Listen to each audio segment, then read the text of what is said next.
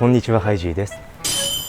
というわけで始まりました行列のできる超うまい餃子屋さんに行って定食をがっつり食べてみようのコーナーでございまして、本日は、小田急相模原の方にあります満金餃子さんというところに今来ております。こちらですね、大判焼き味自慢と書いてありますけれども、あれ大判焼きなのかね。大判焼きのお店来ちゃった。間違えた。あれ大丈夫だよね。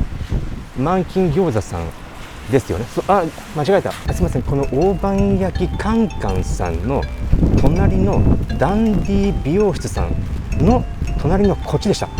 餃子満金さん、こちらのお店でございます。今ね、オープンの20分くらい前なのでまだシャッター閉まってるんですけども、行列店なんですって。こちらね、以前に僕が先輩の佐久間一行さんと一緒に行った巣鴨のファイト餃子さんのあの超美味しい餃子が定食としていただけるということで、ワクワクドキドキ止まんないよね。さあ開きました。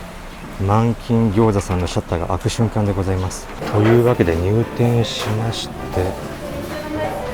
テーブルの感じはもう餃子のタレと生姜、そしてつまようじ、七味なんですけども、メニュー見ていきますよ。メニューこうなってます。焼き餃子8個480円、水餃子8個520円、鉄鍋蒸し餃子6個入り880円、ニラ餃子8個540円で、ライス、わかめスープ、卵スープ、キムチ、おわ、ザーサイ、グリーンサラダ、バンバンジーサラダとありますけども、もう餃子に自信がなきゃできないメニュー構成でございますね。裏がこうなっております。そしてこちらのお店、ポイントとしましては、餃子がですね8個単位からの注文しかできないんですけれども、なんとルールとしてドリンク以外の追加注文できないんですよ。できないルールですので、初めから餃子美味しかった時のために16個注文しておくしかないといった、もう大食いするしかないシステムなんですよ。8個単位なんですよね。じゃあ16でお願いします。16で、はい。はい、2枚とアイス失いただきます。礼。2枚とアイス失礼。いただきます。やってまいりました。なんて綺麗なビジュアル、美味しそうなライス、そして怒涛の餃子綺麗、まん丸な感じの餃子、丸い餃子で丸を作ってる感じ。なんだこれ、めちゃくちゃ見た目がもう気持ちがいい。いただきます。ではまず餃子のタレでシンプルに、はい、これね、まん丸な1個取っていきましょう。うわー美味しそう。こうなってんだ。ちょっと焼き小籠包みたいな見た目かな。う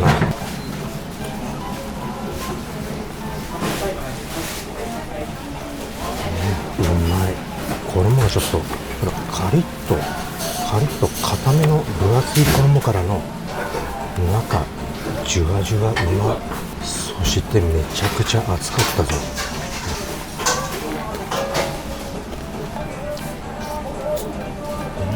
一個一個そんなに大きいってわけじゃないのに食べ応えがすごい。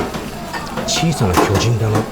里中投手ドカベンのみたいな、もうぎっしりうまいの詰まってるっていう、そんな味わい。い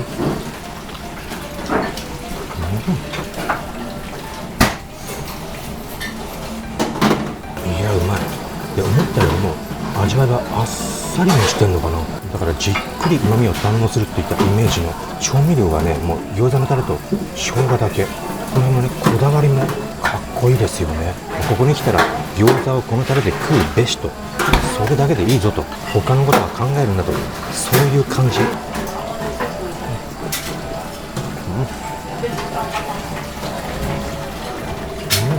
いや美味しい。このこんがり焼き具合もいいし、やっぱり生姜入れたらまた合うと。でね、ご飯のちょっとね水分やや多めの炊き加減も餃子と合わさって口の中でもっちりしていく感じがたまんない。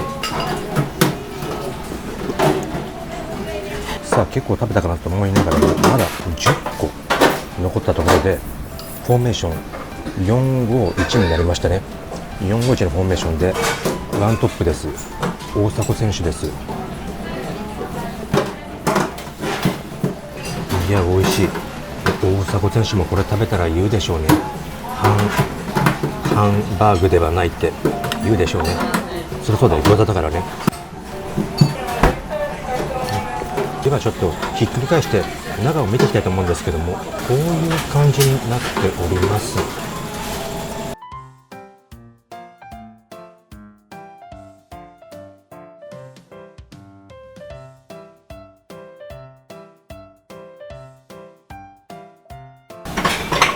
ごちそうさまでした。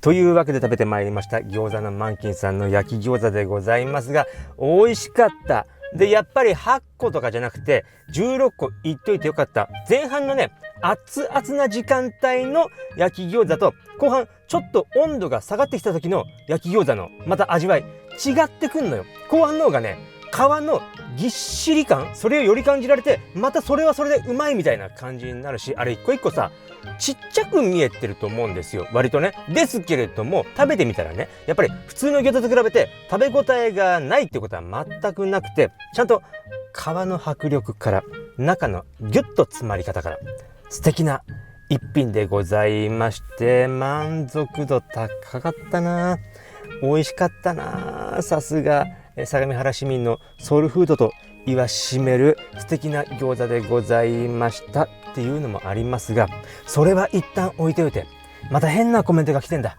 だから紹介しますけれども、チッキチキさんからのコメントで、フレアスカート春っぽくて素敵です、履いてないよ。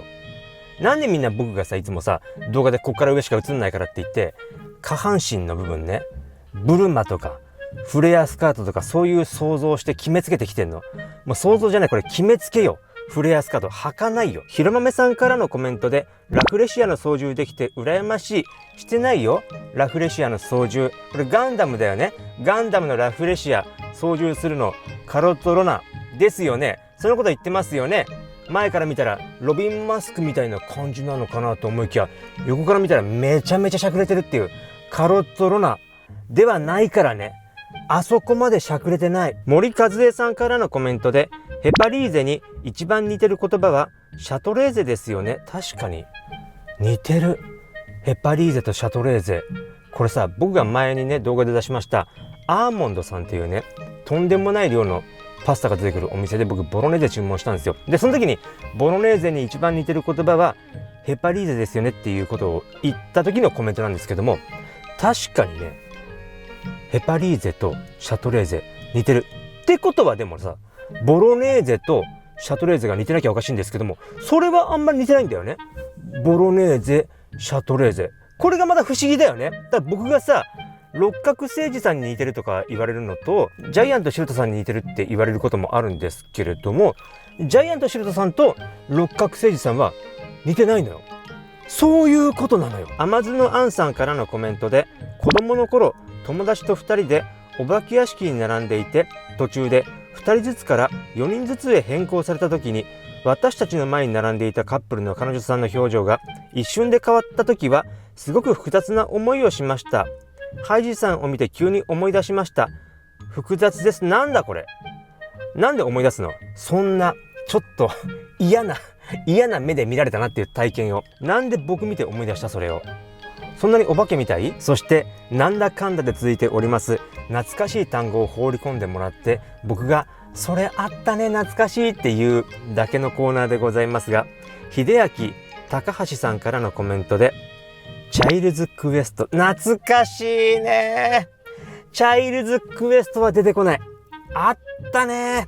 チャイルズさんっていうさ磯野桐子さんが、所属されていた3人組のアイドルなんですよね結局。でラサール石井さんが監修のねチャイルズクエストっていうゲームで、今でいうところの、ね、あれねアイドルマスターみたいな位置づけで、あの時代にそれを作ったっていう功績もあるんですけども、結局はねジャンルで言うと当時バカゲーっていうジャンルにね色分けされてたと思うんですけれども、懐かしいいいコーナー。